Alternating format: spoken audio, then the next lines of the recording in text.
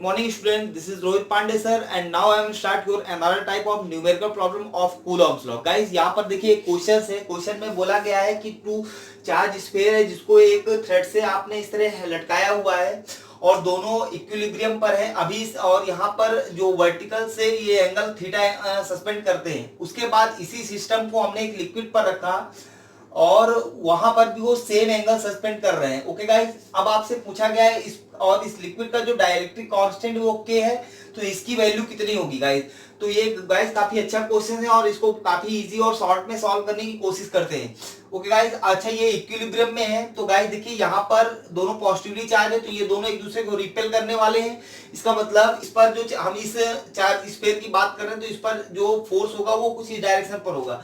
तो ये फोर्स आपका कितना होगा F, क्योंकि ये एयर पर है तो F इज इक्वल टू क्या होगा K Q1 K ऐसे होगा 1/4 pi epsilon not Q1 Q2 upon R square. और यहाँ अगर K चूंकि एयर पे है तो K एयर का डायरेक्ट्रिक कांस्टेंट K कितना होता है तो 1 होता है। तो यहाँ F की वैल्यू कुछ इस टाइप से होने वाली है। ओके गाइस, अब अगर इस थ्रेड का टेंशन T है तो यहाँ से अगर ये लाइन ऐसे ड्रॉ करें तो ये भी क्या है थीटा एंगल उतना ही सेम एंगल सस्पेंड करेगा। तो गाइस देखिए इसके टी को आप इसके कंपोनेंट डिवाइड करिए तो ये होगा टी कॉस थीटा और ये इधर कितना होगा तो ये T sine theta. Okay guys, और अच्छा जो ग्रेविटी की वजह से जो फोर्स होगा वो आपका mg आपका कुछ इस टाइप से होगा। तो अगर ये इक्विलिब्रियम कंडीशन पर है तो गाइस देखिए यहाँ पर ये टी साइन थीटा को कौन बैलेंस करने वाला है तो ये एफ बैलेंस करेगा। T sine theta equal to F और ये जो टी कॉस थीटा है इसको आपका mg। अच्छा गाइस एक चीज इसमें और भी गिवन है, इस स्फीयर की जो डेंसिटी वो रो है और इस लिक्विड की जो डेंसिटी वो सिग्मा है।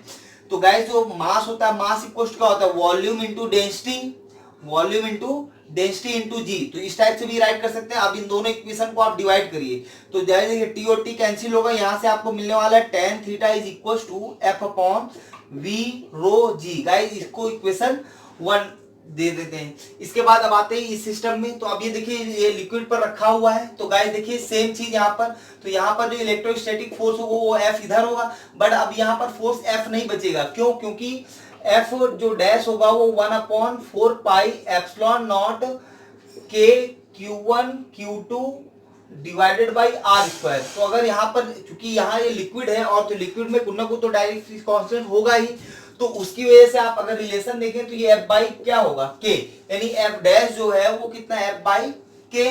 अच्छा और ये टेंशन T इसको आप इधर लेकर जाइए, ये भी थीटा तो ये होगा T cos theta, this is T sine theta और ये mg कंपोनेंट इधर। अच्छा गाइस एक चीज और देखिए क्योंकि लिक्विड में डिप किया गया है तो लिक्विड में एक बायोन्सी फोर्स भी अप्लाई करता है तो जिस उसकी डायरेक्शन कुछ इधर होगी, यानी ये जो एफ बी ये बायोन्सी का फोर्स होगा वो इधर होगा। अब ये इक्विलिब्रियम स्टेट पर है तो अब गाइस देखिए यहाँ पर तो ये T sine theta is equal to F by K और ये जो टी कॉस थीटा होगा इसके साथ में बायोन्सी का फोर्स ये एफ बी उधर ही ऐड करेगा और नीचे क्या आएगा ये mg। ओके गाइस, अब इसको थोड़ा और आगे सॉल्व कर लेते हैं तो t cos theta is equal to mg को v rho g minus F B.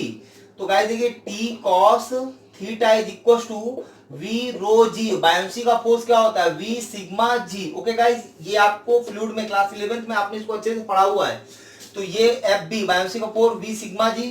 Okay guys, अब आप इन दोनों इक्वेशन को इसको एक इक्वेशन ले लीजिए एक इसको आप डिवाइड करिए। डिवाइड करने से आपको वापस वही मिलेगा tan theta is equal to F upon K into क्या मिलेगा गाइस, इसको कोई इक्वेशन आप दे दो, इक्वेशन ए बी ऐसे दे देते हैं।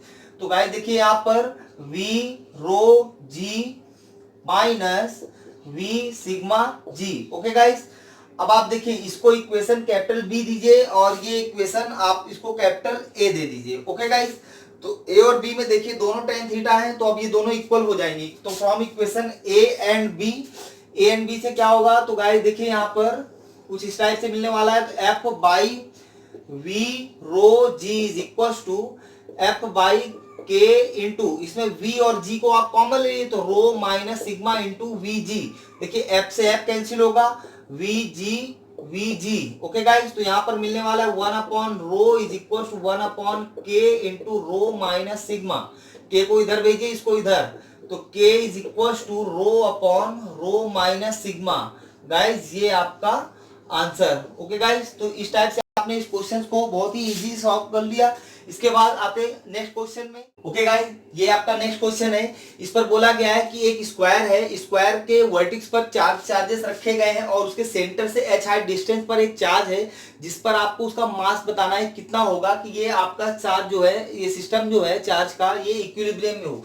मीन्स एक स्क्वायर है, ऐसे हॉरिजॉन्टल में ऐसे रखा हुआ है और इसके सेंटर से इस कुछ हाइट है h, इस हाइट पर आपको एक चार्ज रखा गया है। इस चार्ज का मास कितना होगा कि ये सिस्टम में इक्विलिब्रियम हो। गाइस तो देखिए जो चार चार्जेस रखे हुए, एक 1 2 3 4 और ये Q है, तो ये चार्ज भी इसको 4 से इधर रिपेल करेगा, ये भी इसको इधर रिपेल करेगा, ये भी इसको इधर रिपेल करेगा, ये भी इसको इधर रिपेल करेगा। तो गाइस काफी अच्छा क्वेश्चन है और आप इसमें आप देख सकते हैं कि अगर इस चार्ज को अगर एक फोर्स इधर, यानी ये वाला चार्ज इसको इधर रिपेल कर रहा है, ये वाला इधर रिपेल कर रहा है, ये वाला ऐसे रिपेल करेगा, ये वाला इधर रिपेल कर रहा है। तो गाइस आप देखिए कि अगर आप देखिए ये यहां से अगर इस पर थीटा एंगल सस्पेंड कर रहे हैं, तो जैसे ये एक चार्ज ये सेंटर से रखा हुआ है और ये एक चार्ज है यहाँ पर, तो ये इसकी डिस्टेंस होगी। इसी तरह इस चार्ज की भी कुछ डिस्टेंस होगी यहाँ से कुछ इस तरह, और ये इसको इधर रिपेल करेगा और ये इसको इधर। अभी हम दो चार्जेस की बात कर रहे हैं जो यहाँ पर रखे हुए हैं, प्लस क्यू और ये प्लस क्यू। तो गाइस देखिए यहाँ पर भी एक फोर्स लग रहा है और एक यहाँ पर, ये आर है, ये आर, ये एच आपको गिवन है।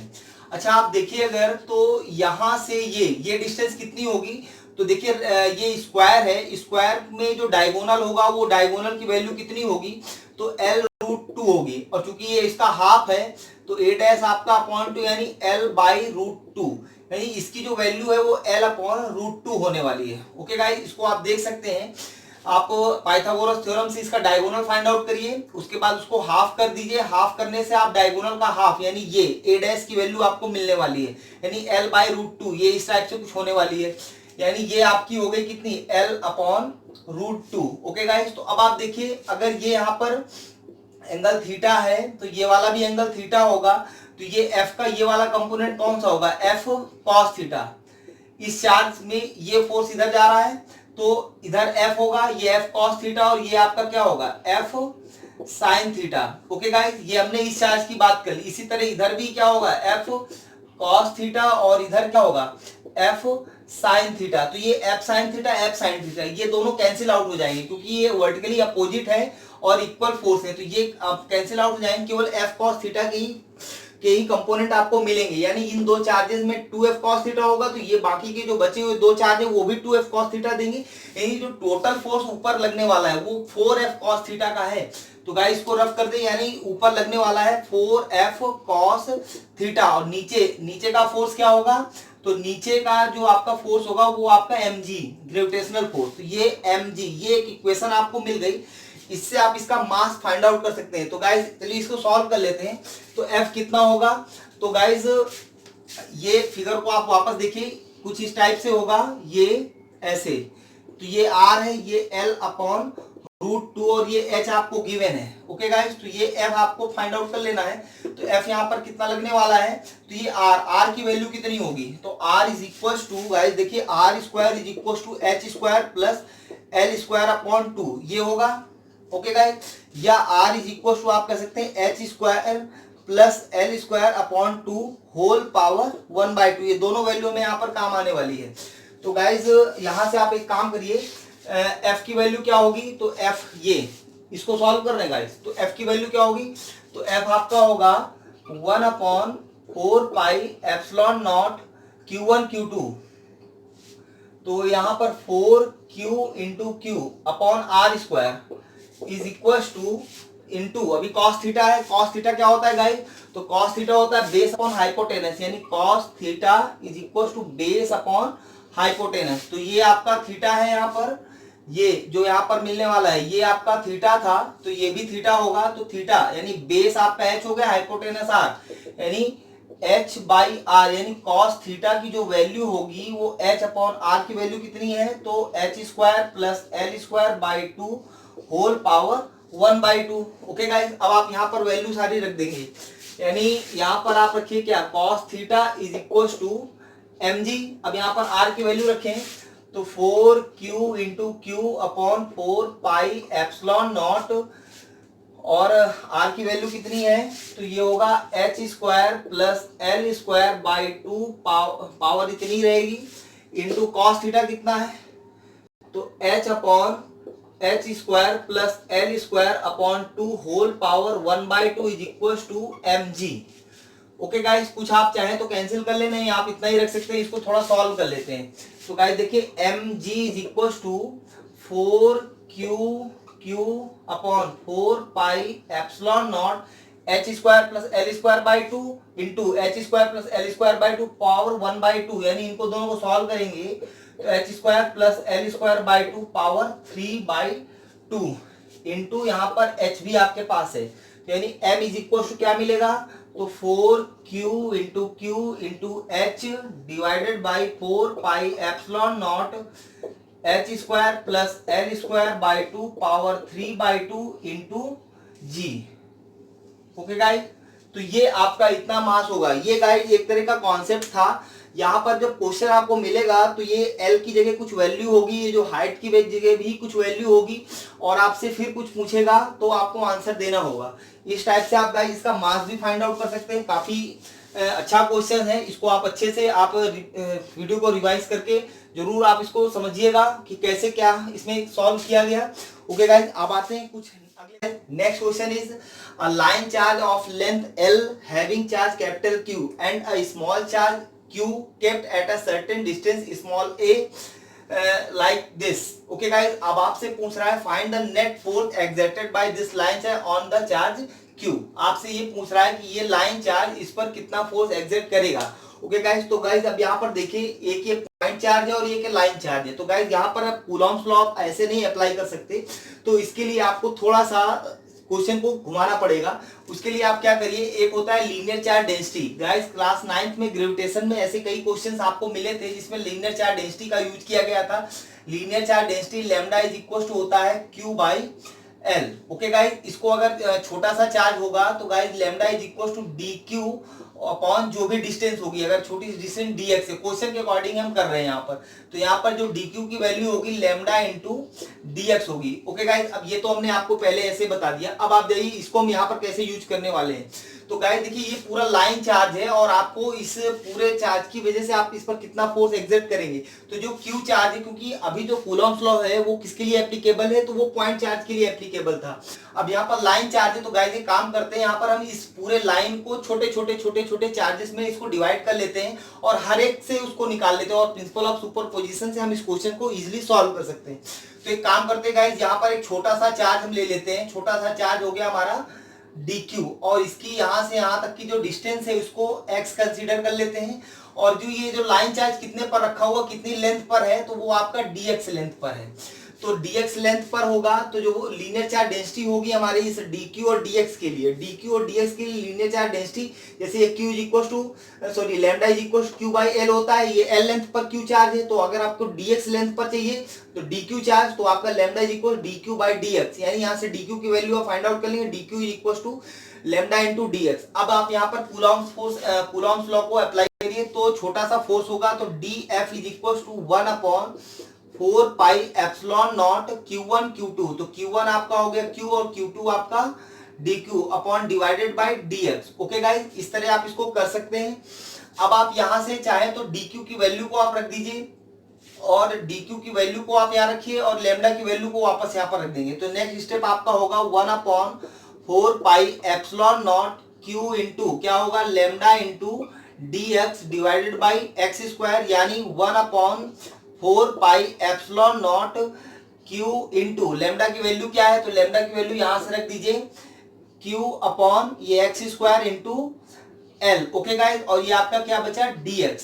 अब आपको यहाँ से आगे सॉल्व कर सकते हैं। तो ये छोटा सा फोर्स है, चूंकि हमें फोर्स बताना है यहां से लेके यहां तक, यानी गाइस देखिए ये x है और आपको यहां से बताना है, यानी यहाँ L और प्लस a, यानी आपको एक तो ये और प्लस ये इतना आपको बताना है। यानी जो आप इंटीग्रेशन करने वाले हैं F इज इक्वल टू इस छोटे से फोर्स का, वो कहां से A से A प्लस L तक, यानी A से ए प्लस एल तक, यानी यहां से यहां तक पूरा आपको करना है। तो गाइज अब आप चाहें तो यहाँ पर इसकी वैल्यू पुट करके इसको सॉल्व कर सकते हैं। तो F is equal to integration A to A plus L, यानी एफ की वैल्यू क्या है, तो यहाँ पर 1/4 pi epsilon not Q D X divided by L into X square. Okay guys, अब इसको थोड़ा सा जो कांस्टेंट है वो हम बाहर कर ले। कांस्टेंट क्या है, तो चार्ज हमारा ये कांस्टेंट है, ये भी कांस्टेंट, ये एल डिस्टेंस ये भी कांस्टेंट, ये एक्स आपकी वेरिएबल है। एक्स आपने यहां से लिया है, लेकिन आपको कुछ यहां से भी लेनी पड़ेगी, ऐसे ही पूरी डिस्टेंस कवर करनी है, तो उसके लिए ये वेरिएबल टर्म होगा। तो गाइज आप जो कांस्टेंट है उसको बाहर कर लीजिए। तो 1/4 पाई एप्सिलॉन नॉट, ये तो कांस्टेंट है, Q into D Q divided by L, इसको आप बाहर कर लीजिए, इंटीग्रेशन करिए 1/एक्स square into D X, limit है आपकी A to A plus L. Okay guys, अब इसको यहाँ पर देखिए सॉल्व करते हैं। तो सॉल्व करने के लिए गाइज देखिए ये आपका 1/4 pi epsilon not Q into capital Q divided by L, ये बाहर रहेगा। अब आपको इंटीग्रेशन सॉल्व करना है, तो X power -2 D X A to A plus L, ऐसे कर सकते हैं। अब आप देखिए इसको कैसे करना है, तो 1/4 pi epsilon not Q into Q divided by L, ये हो जाएगा X to the power -2 plus 1/-2 plus 1, ये upper limit A plus L और ये lower limit A. Okay guys, यहाँ तक आपको क्लियर होगा। अब आगे स्टेप क्या होगा, तो 1/4 pi epsilon not Q into Q divided by L, ये हो जाएगा x power -1 divided by -1 A plus L. अब आप इस माइनस को बाहर कर दीजिए, तो -1/4 pi epsilon not Q into Q divided by L, ये हो जाएगा 1/x, ये लोअर लिमिट और ये अपर लिमिट। अब क्या करते हैं, एक्स अपन अपर लिमिट और लोअर लिमिट यूज करते हैं। तो गाइज वो -1/4 pi epsilon not Q into Q divided by L, ये हो जाएगा 1/a प्लस एल -1/a। अब इसको थोड़ा और सॉल्व कर लेते हैं, तो -1/4 pi epsilon not Q into Q divided by L, ये हो जाएगा a into A plus L. Okay guys, अब ऊपर क्या आएगा, तो a minus A minus L. Okay guys, यहाँ देखिए a और a कैंसिल हो जाएंगे, माइनस एल और ये एल माइनस माइनस प्लस होने वाला है, और एल एल भी ये कैंसिल होने वाले हैं। तो चाहे तो आप यहीं से कर दीजिए, नहीं तो नेक्स्ट स्टेप आप यहाँ पर देख लीजिए। नेक्स्ट स्टेप क्या होगा, तो ये हो जाएगा 1/4 पाई एप्सिलॉन नॉट माइनस ये है Q into Q divided by L, ये हो जाएगा into L upon A minus भी है into A plus L. Okay guys, देखिए एल से L cancel, minus minus plus हो जाएगा, तो आपका जो आंसर होगा F is equal to 1/4 pi epsilon not Q into Q divided by A plus L. Okay guys, तो ये आपका नेट फोर्स और ये रहा आपका आंसर। ओके गाइस, इसी तरह अब आते हैं अगले क्वेश्चन में। उसके पहले गाइस एक कॉन्सेप्ट अभी और देख लेते हैं, हाईली स्टेबल और हाईली अनस्टेबल का। ओके गाइस, चलिए। ओके गाइस, अब हम लोग बात करते हैं स्टेबल और अनस्टेबल स्टेट की। गाइस कभी कभी आपसे क्वेश्चन पूछ लेता है स्टेबल और अनस्टेबल को डिफाइन करिए। गाइस तो हम यहाँ पर एक एग्जांपल में इसको देखते हैं, स्टेबल और अनस्टेबल की स्टेट कैसे हो सकती है। हमने इसमें दो फिगर बनाए हुए हैं गाइस, यहाँ पर चेक करते हैं। तो देखिए यहाँ पर दो चार्जेस हैं, -q और -q, और ये यहाँ पर एक +q चार्ज रखा हुआ है जो अभी इक्विलिब्रियम में है। तो अगर इक्विलिब्रियम में है तो वो स्टेबल होगा, और ये कब अनस्टेबल या स्टेबल में आ सकता है उसके बारे में हम लोग यहाँ पर देख लेते हैं। तो गाइस देखिए, अगर आप इस q चार्ज को, अभी आप यहाँ पर देखिए इस q को, ये -q इधर अट्रैक्ट कर रहे हैं, यानी F1 फोर्स कुछ ऐसे लगने वाला है, और ये -q इसको इधर अट्रैक्ट कर रहे हैं, यानी F2 फोर्स इधर अट्रैक्ट कर लेगा। तो यहाँ पर आप देखें तो F1 is equal to F2 है। ओके गाइस, अब आप अगर देखें तो अगर आप इस Q को थोड़ा सा इधर डिस्प्लेस कर दिए, यहां से अगर यहाँ पर लेकर आ जाते हैं, तो यहाँ पर अगर लेकर आएंगे तो guys according to Coulomb's law F और R के बीच में क्या रिलेशन होगा, R क्या हो गया, R की आपकी डिस्टेंस थोड़ी कम हो गई। कम होने से मतलब फोर्स आपका क्या होगा, इंक्रीज कर जाएगा। अगर फोर्स इंक्रीज कर जाएगा तो गाइस अब ये स्टेबल में नहीं रहेगा और ये इसको इधर खींच लेगा, कुछ इस तरह। गाइस देखिए, अगर ये आपका कोई चार्ज यहाँ पर कोई बॉडी यहाँ रखी हुई, उसको आप जरा सा फोर्स इधर दे दिए या इधर डिस्प्लेस कर दिए तो वापस नहीं आएगा, वो वापस यहाँ नीचे आ जाता है, यानी ऐसे लुढ़क कर इधर आ जाता है। तो ये आपकी क्या हुई, अनस्टेबल स्टेट हुई। और अगर तो यहाँ पर आपने देखा, अगर दो माइनस चार्ज हैं और बीच में एक +q चार्ज रखा हुआ है जो स्टेबल स्टेट पर है, अगर उसको आप जरा सा भी डिस्प्लेस करते हैं तो वो क्या होगा, अनस्टेबल हो जाएगा। अब अगर बात करते हैं इस चार्ज को, अगर हम इसके इक्विलेटर पर लेकर जाते हैं, इसके वापस ऊपर लेकर जाते हैं वर्टिकल में, अगर यहां पर लेकर गए तो गाइस देखिए ये चार्ज इसको क्या करेगा, इधर अट्रैक्ट करेगा, और ये चार्ज इसको क्या करेगा, कुछ इस तरह इधर अट्रैक्ट करेगा।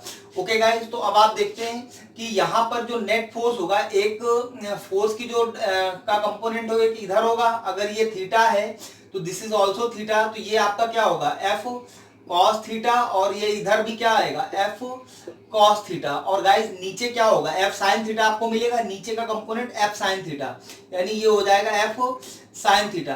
तो गाइस एफ कॉस थीटा ये एक दूसरे को कैंसिल आउट कर लेंगे, और mg और f sin थीटा ये वापस इसको यहीं पर लेकर आ जाएंगे, यानी अगर हम इसको वर्टिकल लेकर जाते हैं तो ये आपकी क्या होगी, ये आपकी स्टेबल स्टेट में बताएगा, इसको ये कहां पर बताएगा, ये आपकी स्टेबल स्टेट को बताएगा कि हाँ आप ऊपर लेकर जाएंगे तो छोड़ देंगे तो वापस वो यहीं पर आ जाएगा। अगर वो धीरे से नीचे ड्यू टू इनर्शिया नीचे आ गया, नीचे आने पर भी क्या होगा, तो ये फोर्स इसको इधर अट्रैक्ट करेगा और ये फोर्स इसको इधर अट्रैक्ट करेगा, इसके ये कंपोनेंट कैंसिल आउट हो जाएंगे, और जो बचा हुआ ये वाला कंपोनेंट है वो वापस इसको यहाँ पर लेकर चला जाएगा।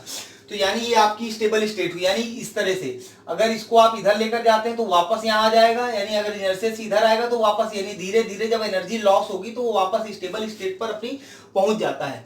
तो ये गाइस कुछ आप इस तरह इसको एक्सप्लेन कर सकते हैं। अब अगर यानी आपने देखा माइनस क्यू चार्ज पर अनस्टेबल कब बनेगा, तो जब उसको आप एक्स एक्सिस में उसको लेकर जाएंगे, और अगर वाई एक्सिस में लेकर जाते हैं तो वो स्टेबल ही बना रहता है। ओके गाइस, अब इस फिगर में देख लेते हैं, यहाँ पर देखिए दो पॉजिटिव चार्ज है, उनके बीच में एक प्लस क्यू चार्ज रखा हुआ है। अब आप देखिए ये प्लस क्यू इस प्लस क्यू को क्या करेगा, इधर से रिपल्सिव फोर्स से इधर रिपल्सिव फोर्स प्रोड्यूस करेगा, और ये प्लस क्यू इसको इधर रिपल्सिव फोर्स प्रोड्यूस करेगा, यानी ये F2 इधर लगने वाला है। अभी दोनों इस केस पर देखिए F1 और F2 आपके इक्वल होंगे, F1 और F2 इक्वल है, यानी स्टेबल स्टेट पर है।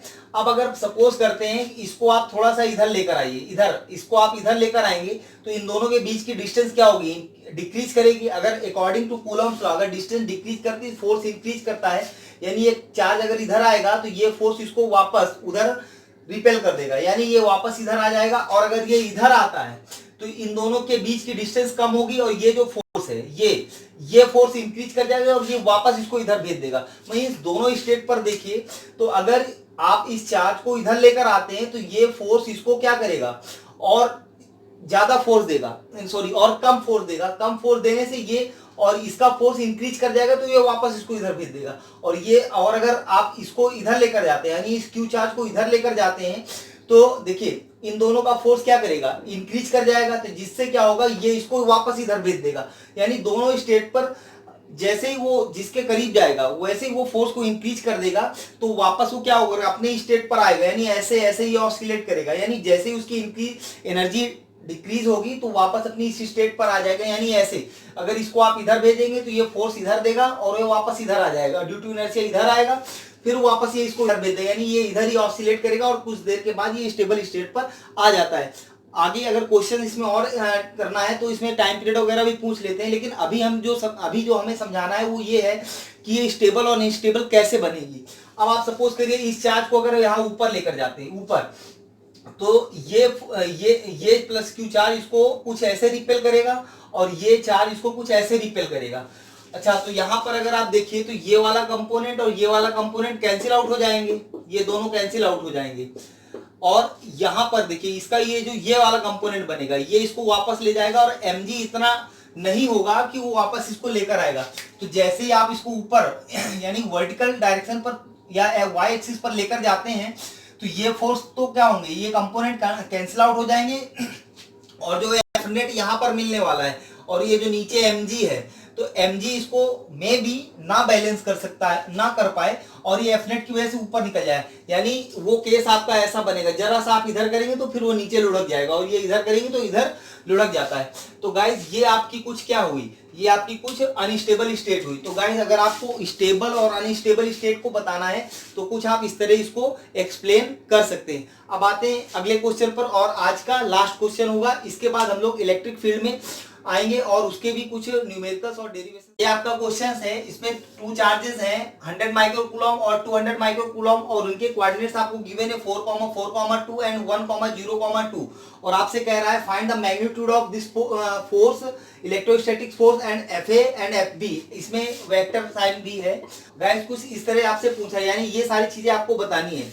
तो मैग्नीट्यूड बताना है तो गाइस देखिए इसको कुछ ऐसे सॉल्व करते हैं, इसका फिगर कुछ इस तरह बना लेते हैं, यानी एक चार्ज यहाँ पर है, दूसरा चार्ज यहाँ पर है, इसके कोऑर्डिनेट कितने हैं, तो इसका 1,0,2 और इसका कितना है 4,4,2। ओके गाइस, ये आपका QA है और ये आपका QB और इन दोनों के कुछ बीच की डिस्टेंस है। ओके गाइस, दोनों पॉजिटिव है तो ये इसको इधर रिपेल करेगा और ये इसको इधर रिपेल करेगा। तो आपसे मैग्नीट्यूड पूछ रहा है तो मैग्नीट्यूड के लिए गाइस आप क्या करिए, एफ मैग्नीट्यूड क्या होता है तो 1/4πε0 Q1 Q2 upon R square. तो ओके गाइस, इसको सॉल्व कर लेते हैं। तो इसकी वैल्यू 9 × 10⁻9 इंटू Q1 कितना है तो 100 × 10⁻6 इंटू 200 × 10⁻6 डिवाइडेड बाई R। अब गाइस देखिए यहाँ R के लिए आपको कोई नॉर्मल तो डिस्टेंस गिवन नहीं, कोऑर्डिनेट गिवन है। तो आपको याद होगा अगर आपको कोई कोऑर्डिनेट गिवन हो तो आप उसकी डिस्टेंस कैसे फाइंड आउट करते हैं। तो गाइस आपको याद होगा अंडर रूट के अंदर x1 माइनस y1 का whole square plus x2 minus y2 का whole square plus x3 minus y3 का होल स्क्वायर, कुछ इस तरह से सॉल्व करते हैं। ओके गाइस, तो हम लोग इसको ऐसे सॉल्व कर लेते हैं। तो x1 y1 z1 अगर है, ये x2 y2 z2 है, तो गाइस आपके पास फॉर्मूला है अंडर रूट के अंदर x1 माइनस x2 का whole square plus y1 minus y2 का whole square plus z1 minus z2 का होल स्क्वायर। ओके गाइस, ये आपका फॉर्मूला है जिससे ये डिस्टेंस आप फाइंड आउट कर लेंगे। तो डिस्टेंस के लिए आप यहाँ पर अंडर रूट लगाइए, अंडर रूट के अंदर आप ये डिस्टेंस देखिए यहाँ पर 4, ये x1 इसको ले लीजिए और x2 इसको ले लीजिए, इस तरह y1 y2 z1 z2। Okay guys, तो अब इसको सॉल्व कर लेते हैं, यानी ये हो जाएगा 4 माइनस 1 का होल स्क्वायर प्लस 4 माइनस 0 का होल स्क्वायर प्लस 2 माइनस 2 का होल स्क्वायर और ये पूरे का होल स्क्वायर। ओके गाइस, इसको सॉल्व करते हैं तो 9 × 2 ये हो गया 118 और ये 100 और ये 200 यानी 40 ये इंटू 10⁻6 -12 और प्लस 9 यानी हो गया -3। ओके गाइस, और इसको सॉल्व करते हैं तो 4 × 1 = 4 यानी, और ये अंडर रूट और ये हटेगा तो यानी यहाँ पर आएगा 3 का स्क्वायर प्लस 4 का स्क्वायर प्लस 0। ओके गाइस, इसको सॉल्व करते हैं तो यहाँ होगा 180 डिवाइडेड बाय 3 3 = 9 और 4 4 = 16, 9 और 16 हो गया 25। इसको आप डिवाइड करेंगे तो 7.2 ये आपका न्यूटन, ये आपका मैग्नीट्यूड आ गया। अब बात करते हैं F A vector. F A vector के लिए गाइस, एफ ए वेक्टर के लिए आप देखिए यहाँ पर F A vector is equal to, आपको याद होगा question 1/4πε0 Q1 Q2 upon R magnitude का cube into R A vector. Okay guys, ये इस टाइप से आपने याद होगा वेक्टर फॉर्म में आपने इसको किया था। अब इसको सॉल्व कर लेते हैं गाइस। तो यहाँ पर देखिए 9 × 10⁻9 into 100 into 10⁻6 into 200 into 10⁻6 into ये, अभी इसको सॉल्व करते हैं और ये क्या होगा अंडर रूट के अंदर 4 - 1 उसी तरह जिस तरह ये कर रहे थे 4 - 1 4 माइनस 0 प्लस यहाँ भी प्लस प्लस और 2 - 2 का होल स्क्वायर और इसके बाहर आप क्या रखेंगे क्यूब। ओके गाइस, अब बात करते हैं आर ए वेक्टर की। आर ए वेक्टर यानी आपसे ये डिस्टेंस पूछ रहा है तो एक्स एक्सिस में, वाई एक्सिस में, जेड एक्सिस में वो कहां पर हो, तो आई के, आई जे और के फॉर्म में आपको राइट करना है। तो गाइस आई जे के लिए देखिए, आई के लिए 4 और 1 है यानी 4 - 1 आई कैप प्लस जे के लिए 4 - 0 जे कैप प्लस जेड के लिए 2 - 2 के कैप। ओके गाइस, अब इसको सॉल्व कर लेते हैं। तो ऊपर आपको मालूम है कितना आने वाला है, तो 180 आने वाला है। नीचे नीचे देखिए 3 का स्क्वायर 4 का स्क्वायर ये नहीं होगा, यानी यहाँ पर आपको मिलेगा 25 अंडर रूट में और इसका क्यूब इंटू ये हो जाएगा 3 i cap plus 4 j cap plus 0 k cap. Okay guys, अब इसको अंडर रूट 5 आएगा तो 1 अंडर रूट 5 यानी 185 और ये 5 का क्यूब यानी 125 यानी 180 डिवाइडेड बाय 125 तो ये आपका आएगा 1.44। ओके गाइज, तो ये आंसर कुछ इस तरह से होगा, F A vector is equal to 1.44 into 3i cap plus 4j cap, ऐसे। तो गाइज ये आपका आंसर। अब आप सोचेंगे कि B vector F B vector को कैसे फाइंड आउट करें, तो एफ बी वेक्टर के लिए गाइज देखिए आपको मालूम है F A vector is equal to minus F B vector या F B vector is equal to minus F A vector. तो जो आपका आंसर होगा F B vector is equal to minus 1.44। इसको ऐसे राइट करें यहाँ पर गाइस, इसको यहाँ पर ऐसे राइट कर लेते हैं। ये होगा आपका F B vector is equal to minus 1.44 3i cap plus 4j cap. Okay guys, तो ये आपका एफ बी वेक्टर और ये आपका एफ ए वेक्टर। इस टाइप से गाइस आज आपने काफी सारे क्वेश्चंस किए हैं और इस टाइप के क्वेश्चंस की आप प्रैक्टिस करते रहिएगा। आपके पास बुक्स होंगी, कुछ सीट होंगी, उन क्वेश्चंस को आप जरूर सॉल्व करिए। इसके बाद हम लोग इलेक्ट्रिक फील्ड में आते हैं और उसके कुछ डेरिवेशंस है और न्यूमेरिकल। गाइस नेक्स्ट लेक्चर में हम लोग इन सारी बातों को डिस्कस करेंगे और उससे रिलेटेड जितनी भी प्रॉब्लम्स और डेरिवेशंस हो उनको सॉल्व करेंगे। तब तक गाइस आप इन क्वेश्चंस को रिवाइज करते रहिएगा, पढ़ते रहिएगा।